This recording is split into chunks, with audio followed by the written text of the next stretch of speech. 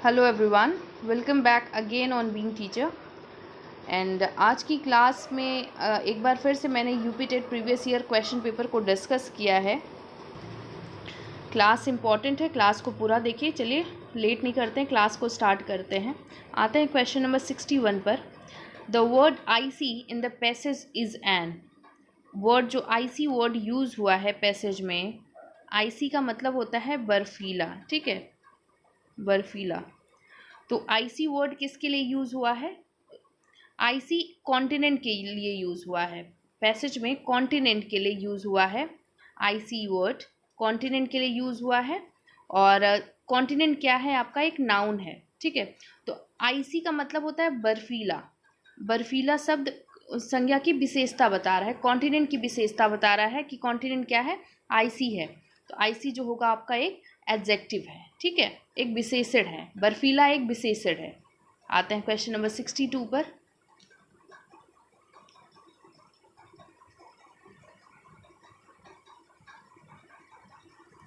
The word desert in the passages. Passage में जो word desert use हुआ है, डेजर्ट मीन्स रेगिस्तान होता है, वो क्या है? एक नाउन है या फिर प्रोनाउन है या फिर वर्ब है या फिर वर्बल है? तो आपका जो डेजर्ट वर्ड है वो क्या है? एक नाउन है। ऑप्शन नंबर ए करेक्ट हो जाएगा। आते हैं क्वेश्चन 63 पर। The word windiest in the passages. Wind से विंडियस बना है। ठीक है, विंड मीन्स होती है हवा, तो विंडियस उसका एक सुपरलेटिव फॉर्म है। तो ये विंड, हवा जो है एक एडजेक्टिव है। ठीक है, तो इसका विंडियस्ट जो बना है, ई एस टी जो लास्ट में आई ई एस टी ऐड हो गया है, ये क्या है? एक सुपरलेटिव फॉर्म ऑफ एडजेक्टिव है। आते हैं क्वेश्चन नंबर 64 पर। Has Antarctica always been fixed in the south Pole. क्या हमेशा अंटार्कटिका साउथ पोल पर ही फिक्स था? आपका क्वेश्चन, आपके ऑप्शंस हैं yes, no, maybe, not given in the passage. तो अगर हम उस क्वेश्चन की बात करें तो यहाँ पे आप देख सकते हैं इसका आंसर दिया हुआ है पैसेज में। अब यहाँ इस क्वेश्चन में आपको पैसेज को पढ़ने की आवश्यकता है, नीड है। Antarctica hasn't always been located at the south pole. नहीं, ये हमेशा से साउथ पोल पर स्थित नहीं रहा है, इसको ड्रिफ्ट किया है गया है। ड्रिफ्ट का मतलब होता है इसको ड्रिफ्ट का मतलब होता है शिफ्ट करना। शिफ्ट हुआ है ये बाद में कहाँ शिफ्ट हुआ है? साउथ पोल पर शिफ्ट हुआ है। It has drifted. ठीक है, तो हमारा ऑप्शन नंबर कौन सा करेक्ट हो जाएगा? नो, क्योंकि क्वेश्चन पूछ रहा है has Antarctica always been fixed in the south Pole. क्या अंटार्कटिका जो है साउथ पोल पर हमेशा से रहा है? नहीं, इसको फिक्स्ड किया गया है, इसको ड्रिफ्ट किया गया है, मतलब एक इसको शिफ्ट किया गया है। शिफ्ट का मतलब अपने स्थान से उसको शिफ्ट किया गया है दूसरी जगह। ठीक है, आते हैं क्वेश्चन नंबर 65 पर।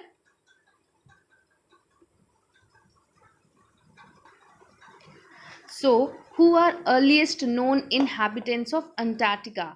अंटार्कटिका में रहने वाले सबसे सर्वप्रथम प्राणी कौन से थे, या सबसे पहले जो अंटार्कटिका में रहते थे वो कौन थे? क्या वो अमेरिकन साइंटिस्ट थे, इंडियन साइंटिस्ट थे, डायनासोर्स थे, या it has always been a desert, या हमेशा से डेजर्ट ही रहा है? तो अगर हम पैसेज को पढ़ेंगे, मैंने तो पैसेज पढ़ा हुआ है, लेकिन आप पैसेज को 2 मिनट पॉज करके देख लीजिएगा, क्योंकि कुछ ही क्वेश्चंस पैसेज से रिलेटेबल आते हैं। तो एक बार पैसेज, ऐसे क्वेश्चन से एक बार पैसेज को आप देख लीजिए। तो इसका ऑप्शन हो जाएगा डायनासोर्स, क्योंकि जो डायनासोर्स थे वो अंटार्कटिका में रहने वाले सबसे पहले प्राणी थे। सबसे पहले डायनासोर्स आपके अंटार्कटिका में आए। ठीक है, ऑप्शन नंबर सी करेक्ट हो जाएगा। आते हैं क्वेश्चन नंबर 65 पर। देखिए, आपको कोई दिक्कत हो, कोई प्रॉब्लम हो, कोई डाउट हो कि आपको नहीं समझ में आ रहा है सेशन, कहीं मिस्टेक हो रही है या फिर कहीं कन्फ्यूज़न है, तो आप हमको कमेंट सेक्शन में कमेंट करके बता सकते हैं। कहीं इम्प्रूवमेंट की ज़रूरत है कि इस पोर्शन पे मुझे इम्प्रूव करना चाहिए, इस पार्ट पे मुझे इम्प्रूव करना चाहिए, तो मैं बेशक वो आपके लिए करूँगी और उस पार्ट को मैं और अच्छे से और ईजीएस्ट वे में समझाऊँगी। बट अगर कोई दिक्कत हो, आप हमें कमेंट सेक्शन में कमेंट करके बताइए। बट क्लास इंपॉर्टेंट है क्योंकि ऑल 30 क्वेश्चंस को पेपर सॉल्व कराए जा रहे हैं। ऑल 30 क्वेश्चंस को बहुत ही क्लियरली, बहुत ही ब्रीफली समझाया जा रहा है। तो क्लास को पूरा अटेंड करिए चलिए क्वेश्चन नंबर 65 पर चलते हैं। 65 तो कंप्लीट हो गया, ऑप्शन सी करेक्ट है। आते हैं क्वेश्चन नंबर 66 पर। सो 66 इज ऑल्सो अ पैसेज। 66 भी पैसेज से, इसका ये क्वेश्चन पैसेज से आया हुआ है, ठीक है, तो पैसेज को देखना पड़ेगा एक बार। सो आते हैं क्वेश्चन 66 को पढ़ते हैं। The writer believes that half educated persons are not able to, यहाँ पे नॉट है, मिसप्रिंट हो चुका है, no worry. So writer believe that, जो राइटर क्या विश्वास करता है कि जो हाफ एजुकेटेड पर्सन होते हैं वो किसके योग्य नहीं होते, किसके एबल नहीं होते हैं, to appreciate hidden qualities of admirable literature, ठीक है। इस पैसेज में, गिवन पैसेज में राइटर क्या विश्वास करता है? राइटर ये विश्वास करता है कि जो हाफ एजुकेटेड पर्सन होते हैं, मतलब हाफ एजुकेटेड पर्सन का मतलब क्या होता है? जिसके पास आधी अधूरी शिक्षा होती है, आधा अधूरा ज्ञान होता है, वो किसे एडमायर नहीं कर पाते? वो किसी एडमायरेबल लिटरेचर के छिपे हुए गुणों की प्रशंसा नहीं कर पाते, ठीक है। तो ऑप्शन नंबर डी आपका करेक्ट हो जाएगा। आते हैं क्वेश्चन 67 पर। The word narcotic in the passage means, passage में नारकोटिक शब्द का मतलब क्या है? Great literature, intoxicant, cheap books, intellectual exercise. तो नारकोटिक का मतलब होता है इंटॉक्सिकेंट। इंटॉक्सिकेंट या नारकोटिक एक शब्द है जिसका अर्थ होता है कोई नशीले पदार्थ या मादक पदार्थ जो usually peoples use to take, लेते हैं, उनको हम बोलते हैं नशीले पदार्थ या इंटॉक्सिकेंट या फिर नारकोटिक। हम एक टर्म देते हैं उस शब्द को, उस पूरे प्रोसेस को एक टर्म दिया जाता है जिसका नाम होता है नारकोटिक या फिर इंटॉक्सिकेंट। तो नारकोटिक का मतलब ही होता है इंटॉक्सिकेंट, ठीक है, जो एक नशीले पदार्थ जिसको बोलते हैं। आते हैं क्वेश्चन 68 पर। The phrase the higher faculties in the passage, the phrase the higher faculties in the passage means, options हैं different departments in the university, different ways of enjoying things, mental paths of a high order of understanding great literature, या फिर superficial part of the mind।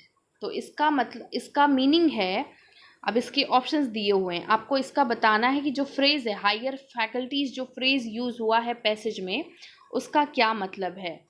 तो higher faculties का meaning होता है mental parts of a high order of understanding great literature. Higher faculties का मतलब mental power, हमारी जो दिमागी क्षमता होती है लिटरेचर को समझने की, understanding great literature, high orders या mental ability to understanding great literature को ही हम बोलते हैं हायर फैकल्टीज, ठीक है। तो हमारा ऑप्शन नंबर सी जो है करेक्ट हो जाएगा। आते हैं क्वेश्चन नंबर 69 पर। So the word eventually in the passage means, eventually का मतलब क्या है पैसेज में? eventually का मतलब हिंदी में जो शुद्ध मीनिंग होती है, जो शुद्ध अर्थ होता है eventually का, वो होता है अंततः, अंततः, ठीक है। तो इसका आप मीनिंग, इसका क्या मतलब हो जाएगा पैसेज में? अंत में या फिर एट लास्ट। तो इसका सही ऑप्शन है B, option number B, at last, ठीक है। आते हैं क्वेश्चन नंबर 70 पर। The word unemployed in the passage means, वैसे तो unemployed का मतलब होता है बेरोजगार, ठीक है, लेकिन इस पैसेज में unemployed का क्या मतलब है? unused, जिसका उपयोग, जिसका प्रयोग ना किया गया हो या फिर ना होगा, उसको बोलते हैं unused। वैसे unemployed का जो शाब्दिक अर्थ है वो बेरोजगार है, लेकिन इसका या इस पैसेज में इसका क्या मीनिंग है? इस पैसेज में इसका मीनिंग है जिसका प्रयोग ना किया गया हो या फिर ना होगा, ठीक है। तो ऑप्शन नंबर डी जो करेक्ट है। आते हैं क्वेश्चन नंबर 71 पर। Which of the following is a correct expression? Which of the following is a correct expression? So options हैं as cheerful as a lark, as busy as a bat, as cunning as a dog, यहाँ bat नहीं bat है, as cunning as a dog, as happy as a donkey। Before knowing the options, before knowing the answer, आपको इन सब का मतलब पता होना बहुत ज़रूरी है। अब ऑप्शन नंबर ए जो है as cheerful as a lark, तो लार्क का मतलब होता है कोई भी काम अगर हम उसको फॉर फन, फॉर मस्ती के लिए कर रहे हैं तो उसको हम बोलते हैं लार्क। लार्क का मतलब होता है something which you do for a joke, for fun, to have fun. कोई भी चीज़ मस्ती के लिए सिर्फ की जा रही हो, फॉर टू इंजॉयमेंट के लिए की जा रही हो, उसको बोलते हैं लार्क। तो चेयरफुल और लार्क जो है दोनों ही शब्द एकदम मिलते जुलते हैं, एकदम से कनेक्टेड वर्ड्स हैं। अब यहाँ बात की जाए सेकेंड ऑप्शन की, as busy as a bat, तो नहीं, as busy as a bee होता है, ना कि बैट होता है, ठीक है। As cunning as a dog, cunning का मतलब होता है चालाक, clever. As cunning as a dog no, as cunning as a fox होता है, okay. As happy as a donkey, बिल्कुल भी नहीं, एज हैप्पी एज अ बनी। बनी का मतलब होता है अ सेटिस्फाइड पर्सन, जो बहुत ही खुशमिजाज इंसान होता है उसको बोलते हैं बनी। बनी वर्ड उसके लिए यूज़ करते हैं, ठीक है।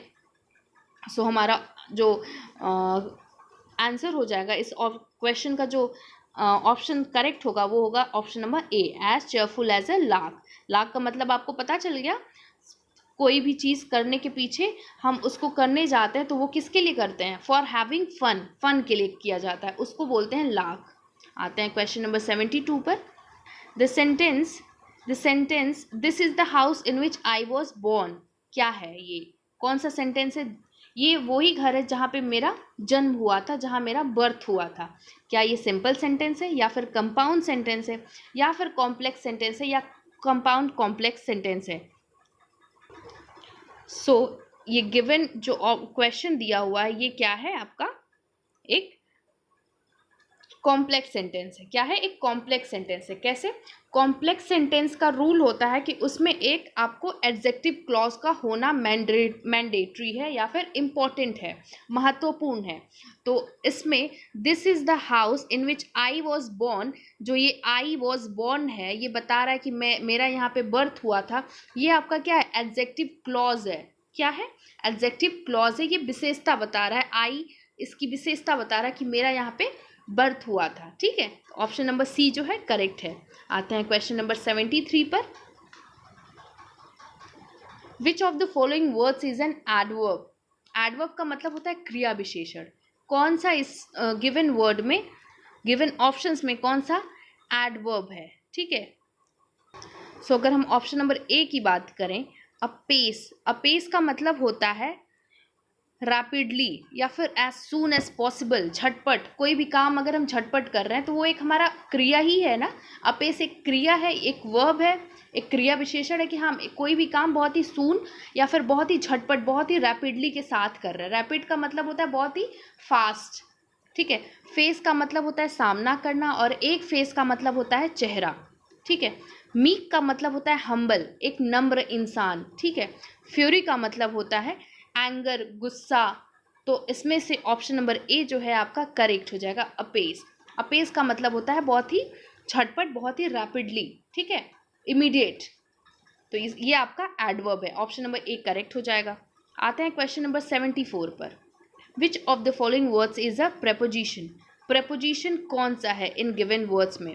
तो अगर हम बात करें ऑप्शन ए की, बियॉन्ड की, and option B and, yet and no, तो ऑप्शन ए को छोड़कर, ऑप्शन ए को except option number A, and, now and yet are conjunction. क्या है, कंजंक्शन है। एंड बियॉन्ड जो है वो क्या है आपका, प्रेपोजिशन है। तो ऑप्शन नंबर ए जो हो जाएगा वो करेक्ट हो जाएगा, ठीक है। सो आते हैं क्वेश्चन नंबर 75 पर। Fill in the blanks with the suitable pronoun. हमें यहाँ पे सुटेबल प्रोनाउन, सुटेबल सर्वनाम फिल करना है। My son and my daughter are very fond of. मेरे बेटे और मेरी बेटी दोनों ही एक दूसरे के क्या हैं, बहुत ही एक दूसरे को बहुत ज़्यादा पसंद करते हैं, या बहुत ही ज़्यादा एक दूसरे के फॉन्ड हैं। फॉन्ड का मतलब होता है एक तरफ की लाइकिंग होती है, लाइक मेरे बेटे बेटी एक भाई बहन का जो प्यार होता है उसको यहाँ पे दिखाया जा रहा है। तो यहाँ पे जो एग्जैक्ट जो पर्टिकुलर वर्ड अगर हम एक दूसरे की बात करें तो वहाँ पे हम कौन सा वर्ड यूज़ करते हैं, ईच अदर। ईच अदर एक दूसरे के लिए, ईच मतलब एक, प्रत्येक, एक दूसरे के लिए हम यूज़ करेंगे। तो कौन सा हो जाएगा वर्ड, कौन सा होता है पर्टिकुलर, कौन सा वर्ड है वो, each other. My son and my daughter are very fond of each other. Option number B correct है। आते हैं क्वेश्चन 76 पर। Join the following sentence to make a simple sentence. The coffee isn't too strong. It won't keep us awake. So given question statement sentence क्या है आपका कि coffee इतनी strong नहीं है कि जिससे कि हम रात भर जाग सके या फिर जग सके। तो इसका जो करेक्ट ऑप्शन हो जाएगा ऑप्शन नंबर ए हो जाएगा। The coffee is in too strong to keep us awake. यहाँ पे टू एंड टू जो है सेंटेंस को परफेक्ट बना रहा है, सेंटेंस को सिंपल बना रहा है। ठीक है, तो ऑप्शन नंबर ए करेक्ट हो जाएगा।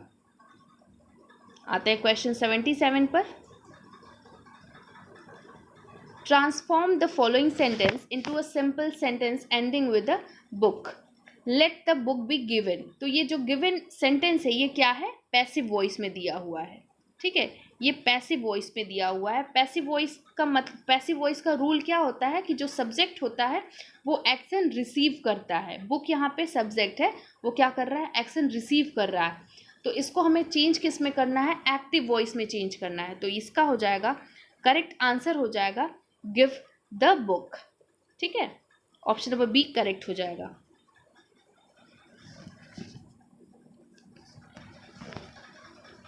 Now coming to the question number 78.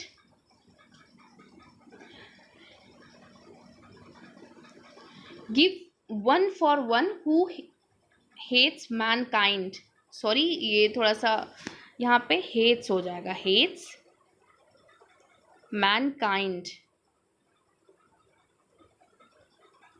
ठीक है, hates mankind का मतलब होता है कि जो मानव जाति से जो घृणा करते हैं, जो नफरत करते हैं, उनको हम क्या बोलते हैं।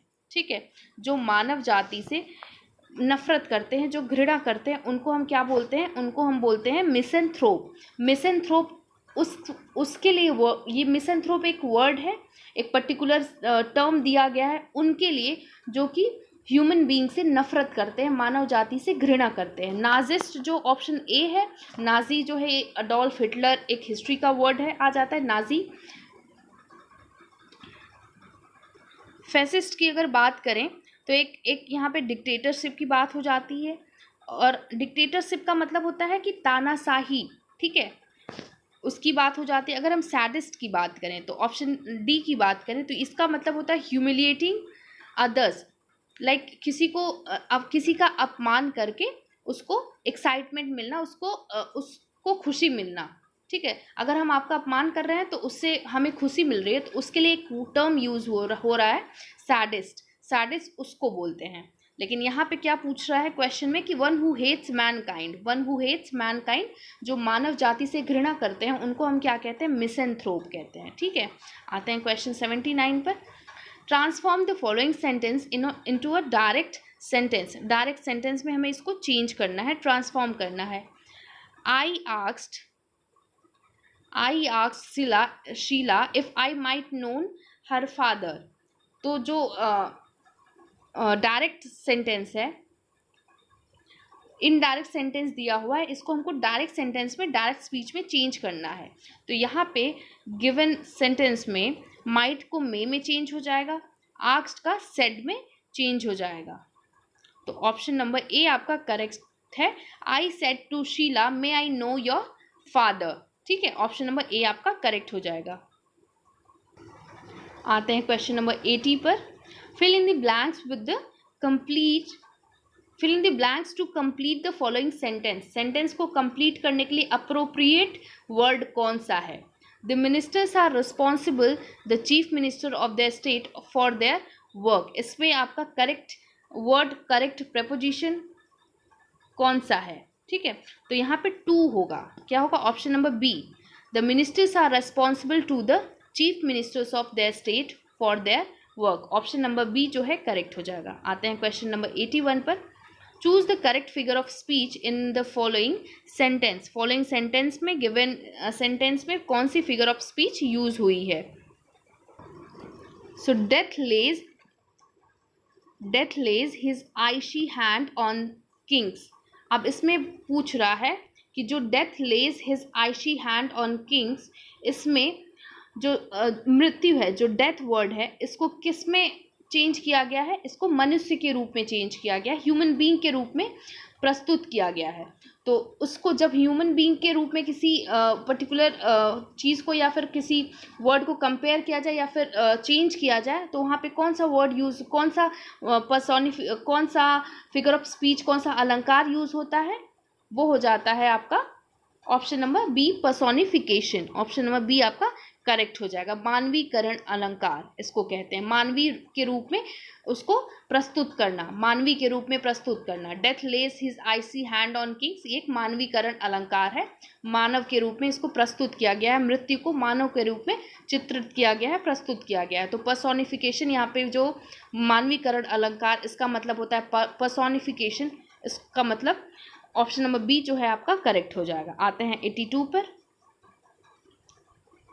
काफ़ी मिसप्रिंट हो गया है वर्ड, तो इसको समझने की कोशिश करेगा, कोई प्रॉब्लम नहीं है। आते हैं क्वेश्चन नंबर 82 पर। Complete the following sentence with the correct conjunction. He had not paid his bill, his electricity was cut off. तो यहाँ पे हो जाएगा as, option number D correct होगा। चूंकि उसने, एज का मतलब होता है चूंकि, ठीक है, चूंकि। as he had not paid his bill, his electricity was cut off। उसने अपना, चूंकि उसने अपना बिल पे नहीं किया था, इसलिए उसकी बिजली काट दी गई, उसकी बिजली कट कर दी गई, ठीक है। ऑप्शन डी करेक्ट हो जाएगा। आते हैं 83 पर। Give the meaning of the following proverb. A bird in hand is worth two in a bush. तो गिवन जो सेंटेंस दिया हुआ है, a bird in hand is worth two in bush, proverb का पहले तो मतलब होता है मुहावरा। एक इंग्लिश में इसको प्रोवर्ब बोलते हैं, हिंदी में इसको क्या कहते हैं? मुहावरा बोलते हैं। और बुश का मतलब होता है झाड़ी, ठीक है। लेकिन इस मुहावरे का जो हिंदी में अर्थ होगा वो क्या होगा? हिंदी में जो मीनिंग होगा वो होगा नौ नगद न तेरा उधार, ठीक है। A bird in hand is worth two in bush, इसका हिंदी का मीनिंग क्या होगा? इस मुहावरे को हिंदी में कैसे क्या मतलब होगा? नौ नगद ना तेरा उधार। तो इसका मतलब हो जाएगा it is better to be satisfied with what you have than to try to get what is not yours. इसका मतलब ये है कि हमें उसी चीज़ से सेटिस्फैक्शन होनी चाहिए जो हमारे पास है, जो हमारे पास है ही नहीं उसके बारे में ट्राई करके या सोच के क्या फ़ायदा, ठीक है। तो ऑप्शन सी आपका करेक्ट हो जाएगा। आते हैं क्वेश्चन 84 पर। The study of population is known as. अगर हमें जनसंख्या की जो स्टडी होती है, पॉपुलेशन की जो स्टडी होती है, उसके लिए एक टर्म यूज़ होता है, उसको हम क्या कहते हैं? डेमोग्राफी। डेमोग्राफी का मतलब होता है study of population. Option number C जो है करेक्ट है। और बाकी जो इकोलॉजी है, इकोलॉजी क्या होता है? Ecology is the study of relationship between living beings. Living beings के बीच के रिलेशनशिप को का जो अध्ययन होता है उसको हम बोलते हैं इकोलॉजी। एस्ट्रोनॉमी जो होता है यूनिवर्स की स्टडी होती है। जेनियोलॉजी क्या होता है आपका? एंसेस्टर्स की स्टडी होती है, जीन्स की स्टडी होती है, वहाँ पे हमारे पुरखों के बारे में जो अध्ययन किया जाता है उसको बोलते हैं जेनियोलॉजी, ठीक है। तो हमारा ऑप्शन नंबर सी जो है करेक्ट हो जाएगा, डेमोग्राफी स्टडी ऑफ पॉपुलेशन, ठीक है। ऑप्शन सी करेक्ट है। आते हैं क्वेश्चन नंबर 85 पर। Which of the following sounds is not associated with the sound of belt? Bell होगा यहाँ पे, बेल्ट नहीं होगा। बेल के साउंड से कौन सा साउंड, गिवन साउंड्स में कौन सा साउंड बेल के साउंड से मैच नहीं करता या फिर नहीं है, बेल का साउंड नहीं है? ऑप्शन से चाइम, जिंगल, रिंग, डैंग। कौन सा ऑप्शन है आप करेक्ट हो जाएगा? सो ऑप्शन नंबर आपका बी जो है करेक्ट हो जाएगा। चाइम, रिंग एंड डैंग जो है वो आपका बेल साउंड है, बट जिंगल जो है, जिंगल बेल, जिंगल बेल के क्रिसमस में जो साउंड बजता है वो है जिंगल, आपका करेक्ट ऑप्शन है। ऑप्शन, अब क्वेश्चन नंबर 86 की बात की जाए। Fill in the blank with the correct preposition. Correct preposition हमको फिल करना है। Are you sorry what you have done? तो यहाँ पे होगा फॉर, ऑप्शन बी करेक्ट होगा। Are you sorry for what you have done, for का मतलब होता है लिए, ठीक है, लिए। Are you sorry for what you have done, option B आपका करेक्ट हो जाएगा। Are you sorry for what you have done? And now coming to the question number 87।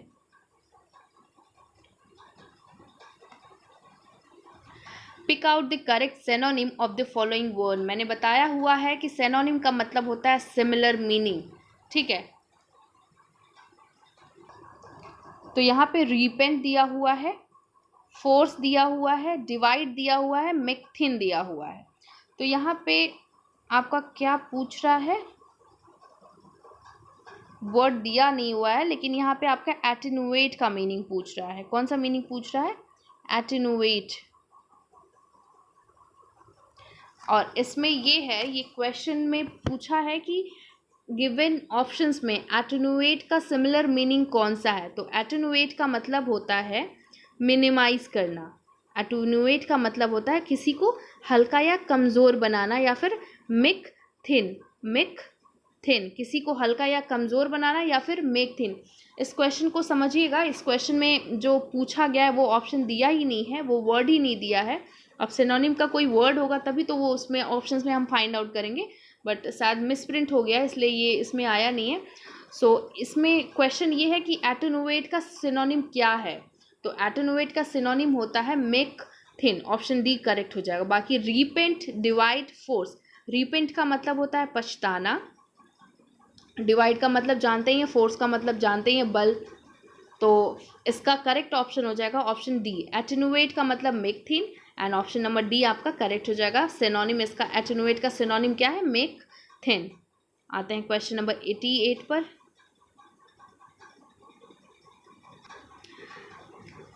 Pick out the compound sentence. इसमें से हमें ये बताना है कि कौन सा सेंटेंस कंपाउंड सेंटेंस है। To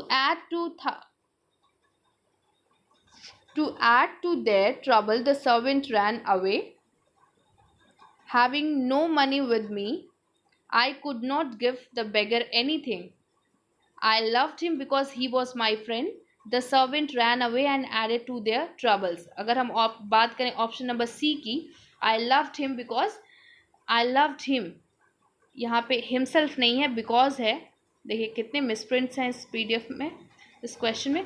I loved him because he was my friend। तो यहाँ पे दो, अब कंपाउंड सेंटेंस का जो रूल है वो ये है कि दो इंडिपेंडेंट क्लॉज होने चाहिए, एक दूसरे पे इंडिपेंडेंट जो हो। क्लॉज का मतलब होता है ग्रुप ऑफ वर्ड्स जो होते हैं, ठीक है, ग्रुप ऑफ वर्ड्स, फ्रेज और सेंटेंस। सो यहाँ पे दो इंडिपेंडेंट क्लॉज मैंडेटरी हैं, इंपॉर्टेंट हैं एक कंपाउंड सेंटेंस में। So I loved him because he was my friend, जो ये बिकॉज वर्ड है ये आपका कंजंक्शन है, ठीक है।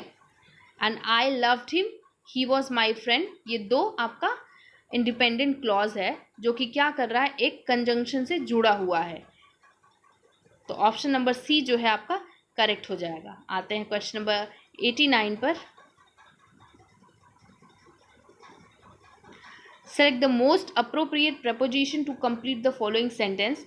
Y are you always so suspicious me, ठीक है। तो यहाँ पे सस्पिशियस का क्या मतलब होता है? सस्पिशियस का मतलब हो जाता है संदेह, संदेह करना या शक करना। Why are you always so suspicious of me, यहाँ पे करेक्ट ऑप्शन क्या हो जाएगा? Of me.